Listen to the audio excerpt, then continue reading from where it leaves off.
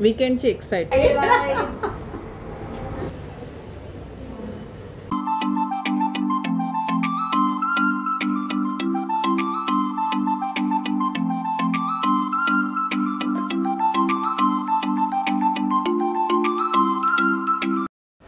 Hello, नमस्कार. कसे आहात सगळे तुम्ही? आय होप तुम्ही सगळे खूप छान मस्त मजेत असाल. मी अनिता तुम्हा सगळ्यांचं स्वागत करते या नवीन व्हिडिओमध्ये.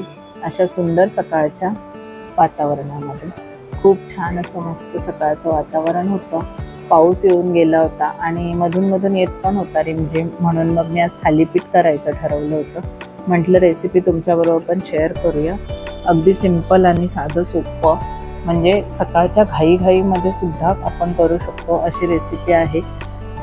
लसूण, मिरची, कढीपत्ता, आलं हे सगळं मी मिक्सरमध्येच एकदाच वाटून घेते.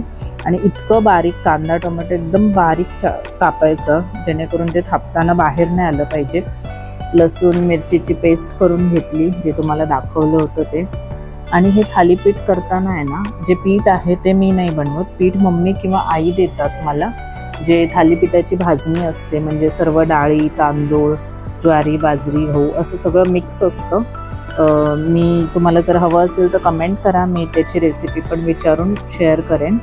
आणि मग हे सगळं मी एकत्र केलं. त्याच्यामध्ये जिरे पावडर, धने पावडर, ओवा, अख्खे जिरे आणि ओवा हे असं वरून घालायचं. दळणात पण घातलेलं असतं, तरीही वरून फ्लेवरसाठी अजून घालायचं. आणि मग त्याच्यावरती हळद, तुम्हाला हवे ते मसाले. आणि हे आहे भाजणीचं पीठ. तर मी बनवताना काय करते, खरं तर हे भाजणीचं आहे ना खूप खमंग आणि खूप असं छान कडक बनतात आणि ते गरम गरम आपण खाऊ शकतो. पण जेव्हा टिफिनला घेऊन जायचं असतं तेव्हा त्याच्यामध्ये मी थोडं गव्हाचं पीठ एक्स्ट्रा ॲड करते, म्हणजे ते थोडे सॉफ्ट होतील आणि दुपारपर्यंत पण आपण खाऊ शकतो. म्हणून प्रॉपर मळून झाल्यानंतर तुम्ही बटर पेपरवर पण थापू शकता, कापडावर पण थापू शकता, म्हणजे रुमालावर. आणि तुम्हाला हवं तसं, तुम्हाला जसं जमेल तसं थापा. ज्यांना लाटून करायचं असेल त्यांनी असं पीठ किंवा हे लावून असं छान लाटून पण करू शकता.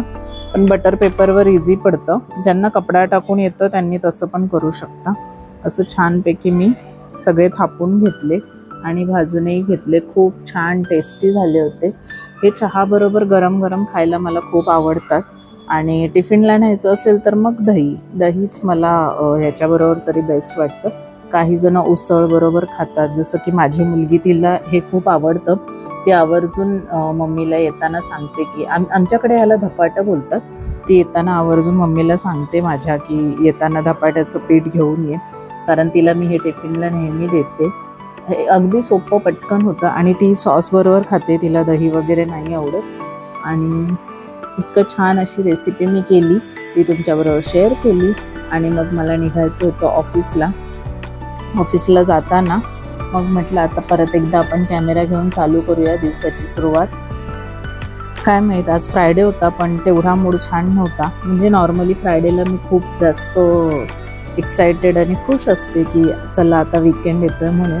पण आज थोडं थकल्यासारखं वाटत होतं, जे तुम्हाला माझ्याकडे बघून वाटतच असेल. आणि मग पोहोचले मी ऑफिसला. ट्रेन, बस असं सगळं, ट्रेन आणि रिक्षा करून. आणि मग पोहोचले.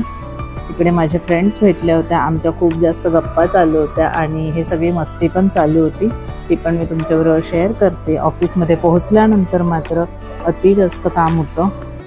त्यानंतर मला काही शूट करायला जमलं नाही. डायरेक्ट लंच ब्रेकमध्ये हे मी दहीबरोबर थालीपीठं खाते आहे. मला धपाटे बोलायची सवय, त्यामुळे मला फंबल होतं. पण हे थालीपीठं आहेत तुमच्या भाषेत.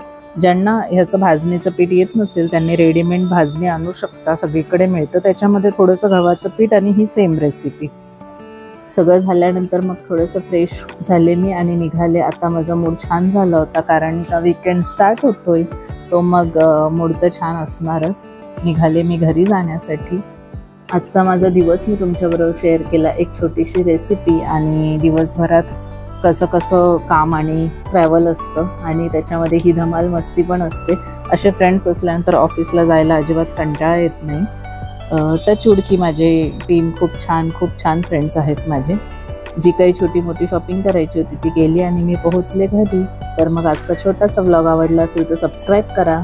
हॅलो आणि वेलकम बॅक. तर आज संध्याकाळी मी घरी पोहोचल्यानंतर आता डायरेक्ट ब्लॉग चालू केला आहे.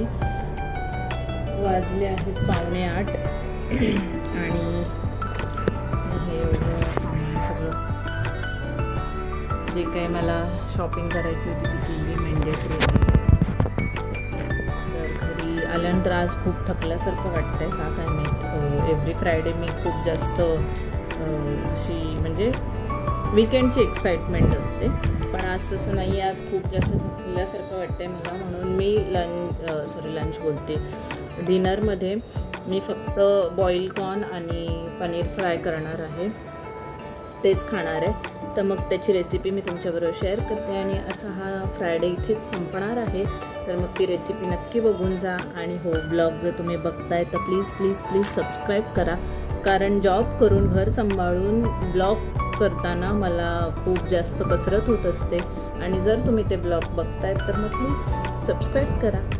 चला तर मग मी आधी फ्रेश होते आणि रेसिपी तुमच्याबरोबर शेअर करते. Stay tune.